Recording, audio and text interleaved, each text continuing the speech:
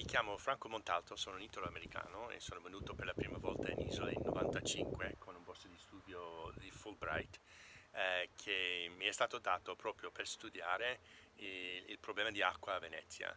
E, e abbiamo usato l'isola come un impianto pilot di dimostrare come si potrebbe utilizzare la natura per depurare le acque. Dietro di me è l'impianto di filtrodepurazione che abbiamo progettato, che è stato il primo esempio di questo approccio di depurazione a Venezia.